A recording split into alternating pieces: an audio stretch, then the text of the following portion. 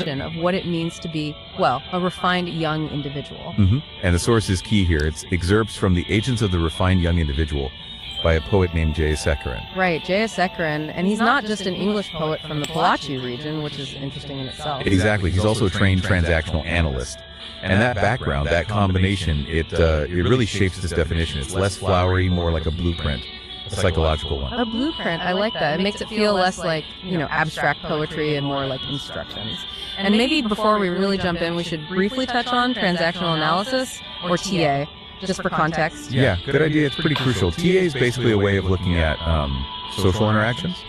But the core thing for us today is its idea of 3 ego states inside everyone: parent, child, and adult. Parent, child, adult. Okay. Right. Parent is like our ingrained rules, the shoulds and shouldn'ts. Child is our feelings, impulses, creativity, that sort of thing. And the adult is the rational bit processing facts, solving problems. Got it. So our mission today for you listening is to see how this poem's refined young individual is maybe defined by pushing down the impulsive child and the rigid parent. And really prioritizing that rational, functioning adult state. It's about what's deliberately excluded and what's actively pursued. A kind of psychological swap, almost, subtraction and replacement. Precisely. A very structured approach to growth.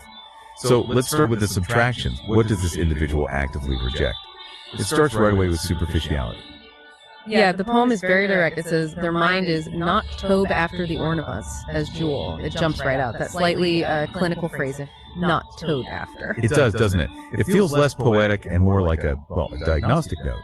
And if you look at it through that TA lens, Jewel's ornaments, they appeal straight to the child ego state, right? That need for immediate external validation. Okay, that makes sense. And then it immediately goes from that external vanity to internal indulgence, physical stuff. Yes. Nor do you focus on mutton and chicken for your bowel. Again, very specific. It's not just don't overeat. It's about specific rich foods. Exactly. It's another rejection of immediate sensory pleasure, of bodily comfort. It's about self-mastery. The refined person isn't driven by the child's desires for shiny things or rich food.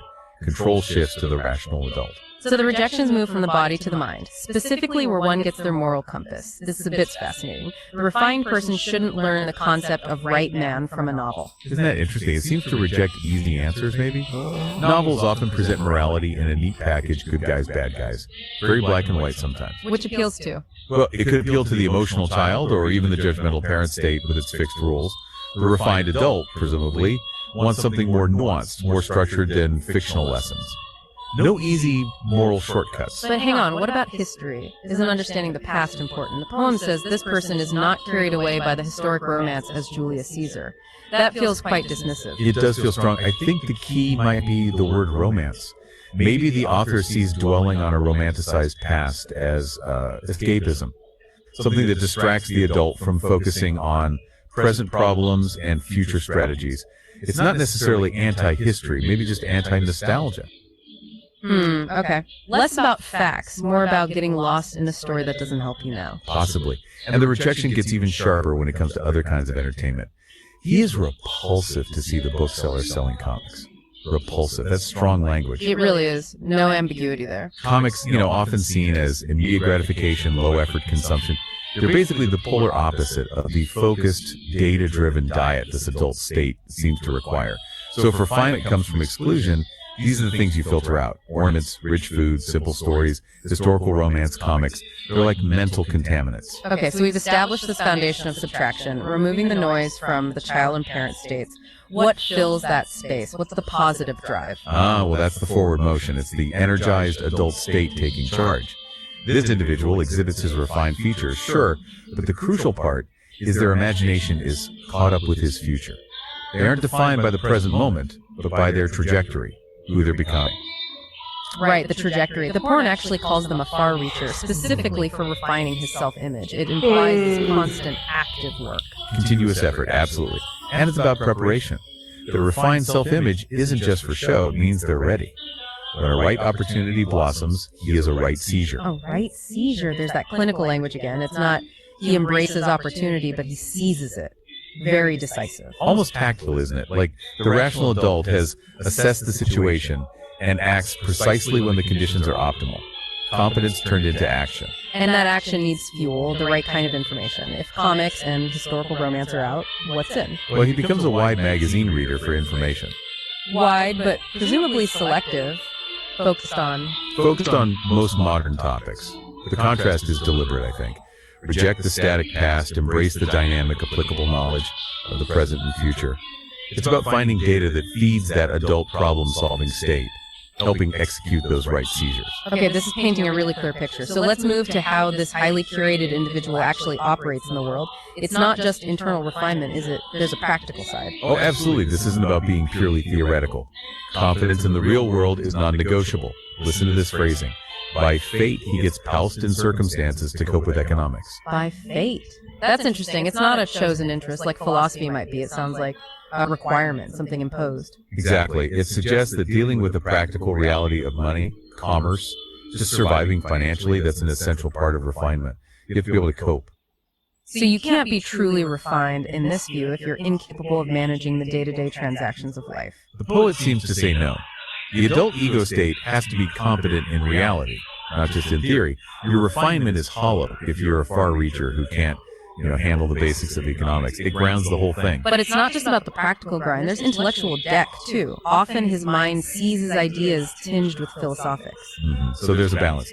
Cope with the necessary reality economics, but also elevate your thinking with complex, abstract ideas, philosophics.